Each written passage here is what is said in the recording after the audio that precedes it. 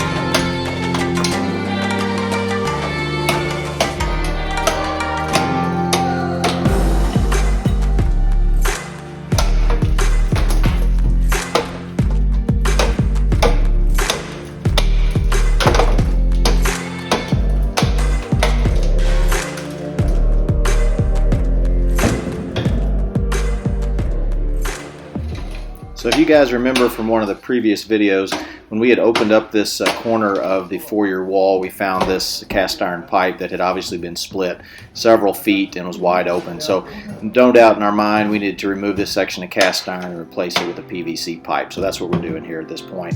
You can see here how bad the pipe is once we were able to tear it down and look inside.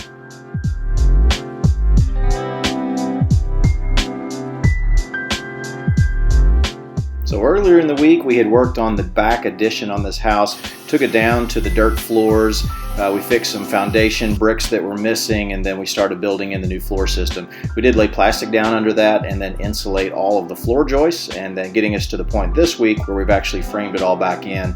Along the way we did find massive amounts of termite damage. You can see from this 2x4. This is basically a piece of paper that's left. That was the original 2x4 beside it that would have been the size of it, and then we had to make additional corrections on some floor joists, removing them and putting new ones in where the ends of them had just been eaten by termites, not giving us any more structure, so these had to come out and be replaced, and you'll see that here in a little bit.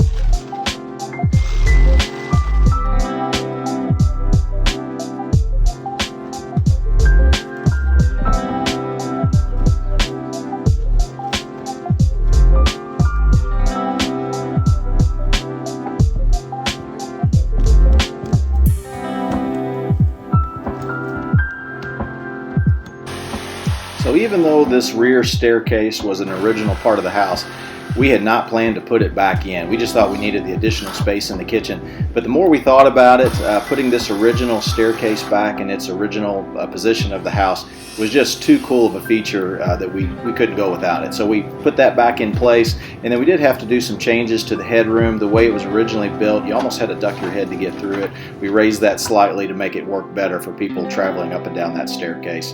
And then through this entire rear addition, we spent time later in the week getting the nails pulled, getting it ready for drywall. Electricians are going to be wiring this area next, and we just wanted to get it prepped and ready. You'll see here in a second the amount of nails that we dumped out, some of those being large hand drive square cut nails you see here that someone had placed in by hand. So definitely not the types of nails we use today. I can't imagine the size of people's forearms from driving those all day long. Check these out.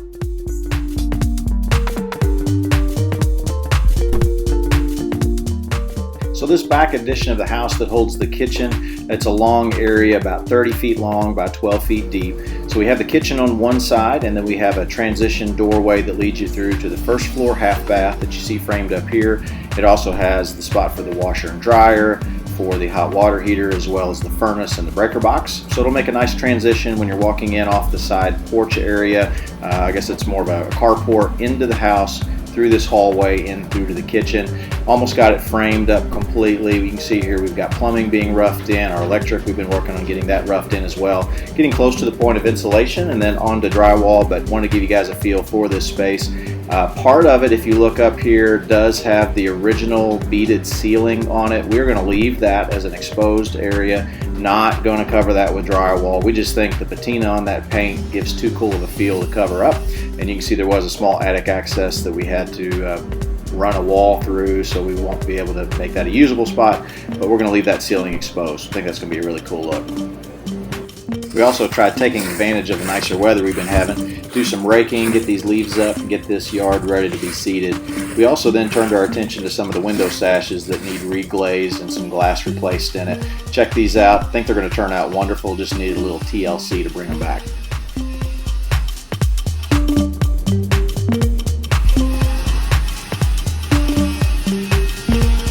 So on this one, let's just say we'll clean up the caulk. We'll take the razor blade and get it back to a straight edge on that. This side we'll go over with glazing putty and just see if we can get a nice. It's not so bad, yeah. Okay. That's our bottom. Okay. Glazed edge with the overlap outward. Yeah, this one's in So good that shape. would fit perfect. So this one just needs some patching on the Just went glazing through with my putty. finger in a couple areas, see what I could get loose. Yep. And then No broken glass, so we're good on that. take this to a couple places like that. No broken glass. Nothing to really scrape off. Okay. Good grooves. Solid on the corners. So that one will replace this one over here, so we just gotta get this one out.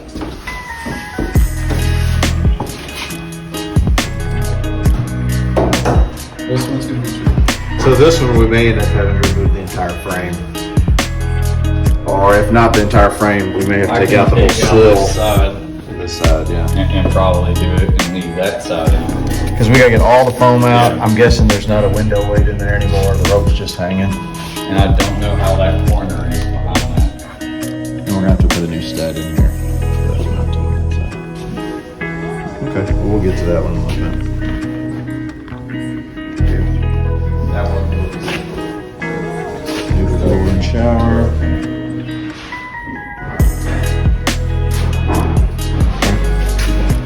No, I think we're doing good here. Ceiling frame down for exhaust fan. Venting out the side. I'll go above the new tub here. So the area you see here was an addition built on the side of the house to make a half bath for the first floor. We did completely remove that. The foundation had just crumbled underneath of it, so we pulled all the concrete out. This back section of the house, the wood siding was just in really rough shape, so we have pulled it off. We put on new OSB just to tighten everything back up, then covered it with some Tyvek in order to make everything just more energy efficient and tight, and then we'll be going back with new wood siding over that once we can turn our attention to the outside. And then we're making our way around the rest of the house, pulling the remainder of the aluminum siding off, just really seeing what condition the wood siding is in underneath. And so far, looks like it's turned out pretty well. The exterior front porch here, we did demolish that as well too. Just simply need to scrape the rest of that out and get ready to build back in our new wood front porch.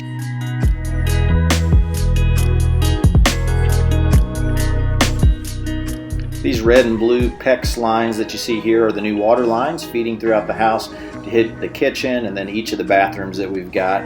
We've also been working on the electric this week. You can see we do have the new meter base and the riser pole in place giving us temporary service. And then we've been cutting in the electrical boxes. All of our smoke detectors are getting hardwired, and then our new light fixtures as well.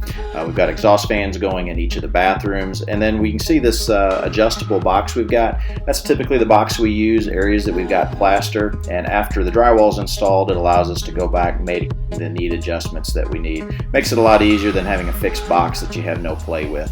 As always, we hope you guys enjoy getting our update videos and following these projects as we work through them. Hope you keep watching. See you guys soon.